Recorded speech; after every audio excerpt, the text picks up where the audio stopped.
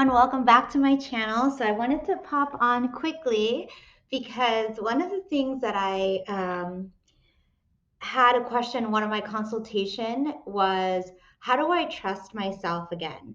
And this is such a great question because I went through this as well. So I've picked a lot of really terrible men that I usually wouldn't date.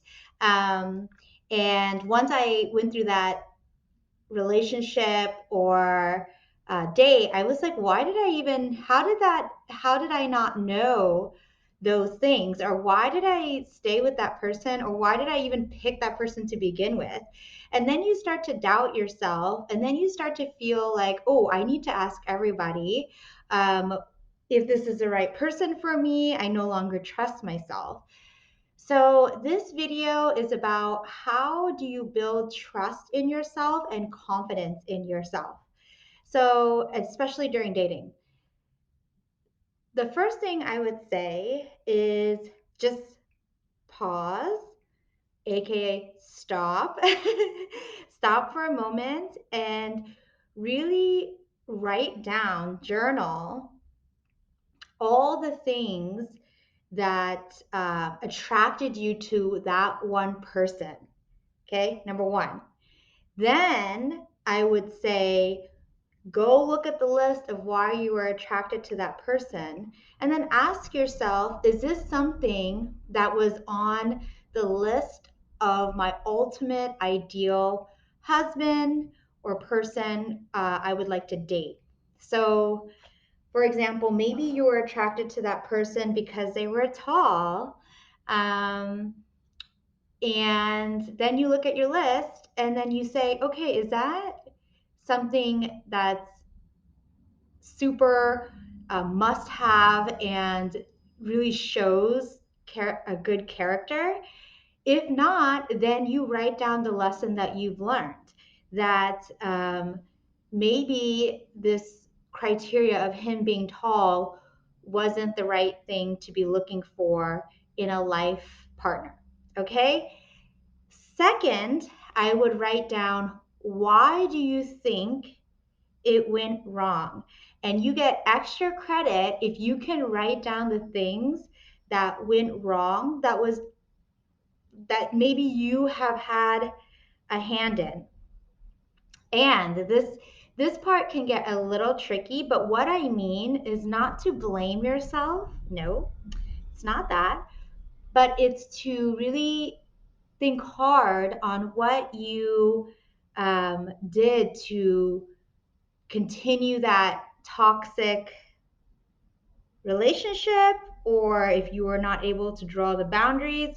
So I'll give you an example of that. So say you were in a relationship and maybe he was like abusive verbally. The first time it happened, did you say something? Did you mention it? Did you say, hey, that kind of hurt my feelings? I don't really appreciate that. Or did you let it fly? Did you let it fly? And then the next time it happened and it continued to happen and you kept letting it fly. That's something that you can take responsibility for. And I should put an asterisk. I am not a coach where I have a therapy training, right? So when you come to me for coaching, I won't um, I won't treat you like a kid. I won't mommy you. I will tell you the truth and help you solve the way you date, solve the way you interact with people, and you're not going to become reliant on me. I will give you the tips and tools to do what you need to do, and that's how the sessions go with me. So when I'm telling you these things, I just love when people are able to take personal responsibility. And the next thing you would say, like, why did I even get attracted to that verbally abusive person? So those are the things that you need to review first. This is so just a reminder, this video is about how to gain trust in yourself again and confidence. So you go through one by one. It could be a boyfriend who you're dating, whatever the situation is, something that obviously did not work out, write it down. Okay. And then you need to catch yourself if it's something really dumb. What do I mean by really dumb? If the guy was honest, trustworthy, had all the things on your list of the ideal mate, ideal partner, ideal husband, but then you kept harping on he's not funny. That's stupid, right? So that can develop over time. The chemistry can develop over time. When you get to know each other, you have to be patient. And when you do find something that you put on the list that's not valuable, like, oh, he had to be funny or he had to be tall, you have to really look at yourself and think, wow, like those things aren't valuable in a good, person. It's not valuable in an honest, trusting partner. Why did I put that there? Why did I block him or stop talking to him or not date him because of that? And I want to say this is another part of how you build trust and confidence in yourself after a bad relationship or making bad decisions in dating is you have to say, is that self-sabotage? Am I self-sabotaging? What the hell do I mean when I say that? You could block yourself from your ideal mate and tell yourself the reason why I blocked him from like dating him or continuing on with him is because he was not funny. But what's even more vulnerable and painful is maybe he wasn't funny, but he had all the things that you wanted on your list, but you're afraid of being rejected. Could that be it? That's something you need to look at your list and understand, and your journal, understand if that is what's going on. And there is a concept in our life where it's kind of, they call it like upper limit, or this word I sometimes have a hard time saying, but we are naturally predisposed to being to homeostasis, meaning our bodies, our emotions, our thoughts are regulated to what we are used to. So an example will be like, say, okay, we went from high school to college. So maybe in high school you live with your parents, and then you move to college, and now you have freedom and you live by yourself. You don't have to ask anybody if you need to go out. You have permission to go out. You don't need to answer to anybody. You're living on your own. Okay. Once you've reached that type of lifestyle of being independent, it's very hard to go back to living with your parents, right? It's very hard. So what happens there is your limit of living with your parents has now upgraded. Now, when you live on your own, maybe the first time you live on your own, like me, you partied hardcore, you didn't study, you had no discipline because you got a taste of freedom. But then it took time for you to regulate yourself to be efficient and a normal college student, and then start to study again, and then you regulated yourself. Now you're used to the norm of living by yourself, and you're able to complete your work and be a outstanding citizen, but without living with your parents. So then your upper limit is there. So with many of us in dating, and even just our home life, but even though you are dealt these different cards with your family life, in your history, you can change those things, but it's going to take work. So, part of learning to trust yourself, building the confidence to date again, is adjusting your upper limit. Okay, so you know that us as humans, we have the natural tendency to maintain what we're used to. So whenever we see something that's not what we're used to, we kind of block it out, or we don't pay attention to it, or we only pay attention to the things that validate what we think. So if you think all men are shitty, guess what, girl? You're going to see every guy that's so terrible, but you'll miss all the good ones.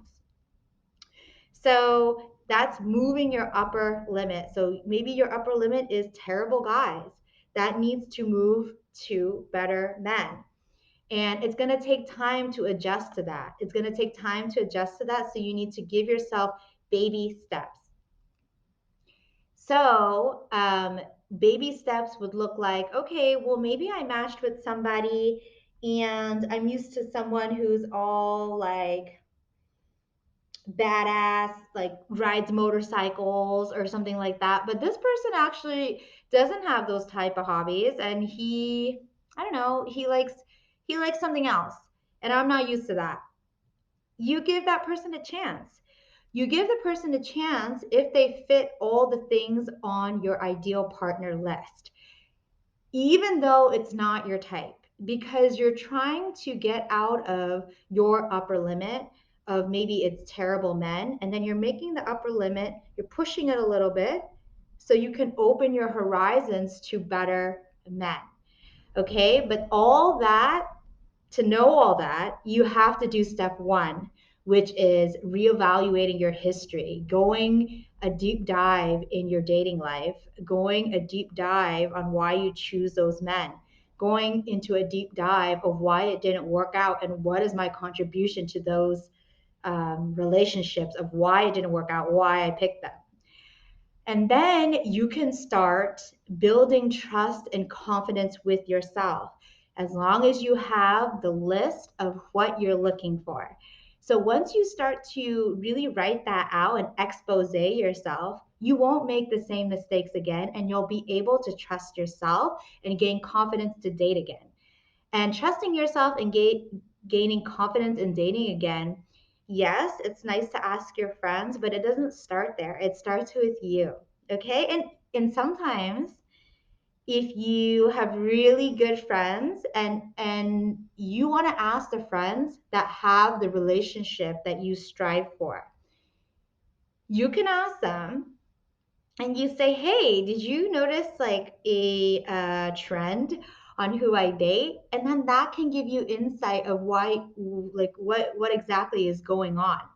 And then you can write down in your journal, investigate that, expose yourself on that. And I want to say it's not to make yourself feel bad. It's not. It's to be better, to get better, and to know yourself better. And there's nothing wrong with that. We all make mistakes, and you shouldn't beat yourself over it. You should celebrate that you get a chance to fix it and become a better person and find your person that's going to love you for who you are and make you want to be a better person. The person that brings out the craziness in you, that activates your triggers, it's not the right person. It's not the right person. Or even I don't even want to say activate your triggers. They actually create new triggers. Okay, that's not the right person. But if you want more specific advice about this on how to build trust and confidence in yourself to date again, feel free to book me. And I'm just that type of coach that will give it to you like it is so you can move on with your life. Okay. All right. That's all I wanted to say today. Catch